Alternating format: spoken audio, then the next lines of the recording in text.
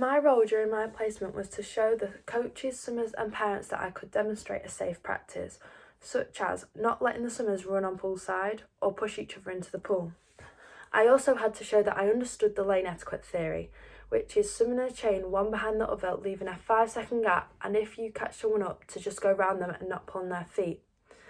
I had to show authority if I saw any of these rules being disobeyed and discipline the children that were not listening.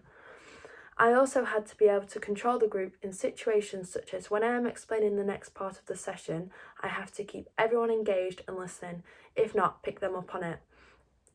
The other coaches on the poolside were watching me to see if I was using my knowledge of the sport to coach or just standing there and reading the set and leaving the swimmers to it.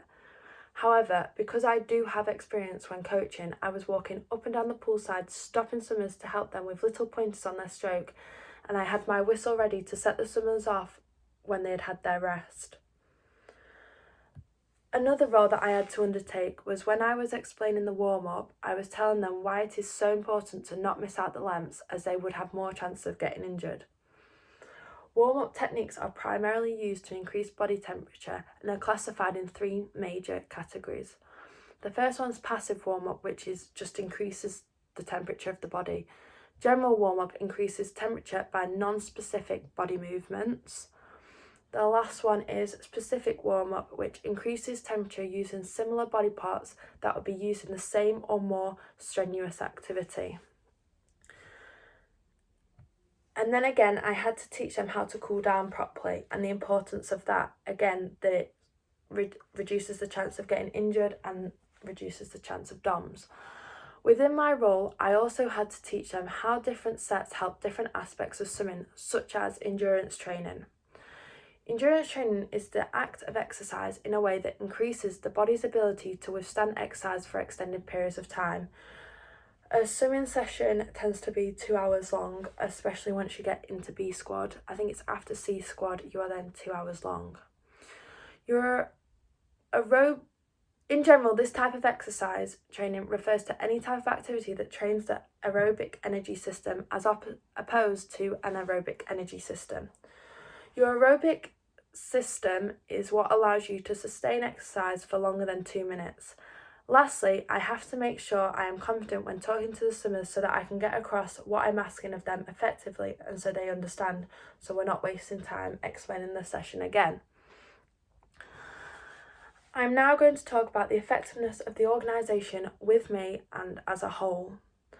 As I already coached at the club before my placement, I told them that I needed to do some placement work. I asked if I could coach a different group to what I was coaching now. So I was coaching their C squad before I changed to B squad, which they are at their participation stage. They're not at their performance stage. Some of them haven't started competing yet. They already had the group that I was going to be coaching ready, so that when it came to the day, I could just get on with it. They asked me what my preference of group was, and I did say that I didn't want any teaching groups, as I wanted to improve my coaching style, not my teaching style. They told me with plenty of notice that they wouldn't be writing any of the sessions and that I would have to do it in my own time. They did give me a few examples that I could get an idea from, but other than that, I was planning the sessions on my own. The head coach of the club did tell the parents that I was doing my placement, so that if anything was to go wrong or they didn't find any of my sessions effective, that I'm learning and they should wait and they should be patient with the process. Preston Swimming Club squads are all properly sorted in terms of ages and abilities, so there was no mix-up of swimmers in squads that they shouldn't have been in, which did make it easier when I was writing the sessions, because I didn't have to make loads of different turnaround times for different people. I only had to make 2, one for the first lane and then one for the second, third and fourth lane that are becoming elite swimmers. In terms of payments, the parents are all aware of when their fees should be paid for the training sessions, and there are notices everywhere to show when the next competitions are so they can start putting their entries in. As I got more confident, I was looking more into when the competitions were so that I could tell them myself, so then they could see that I was putting a lot of effort into the group, not just at the pool but at home as well. In case of any inquiries, of course, or cause of concern, the coaches always stay a couple of minutes longer after the session in case parents or summers need to talk to them in private, away from the summers or other parents. So after a while, I started doing the same.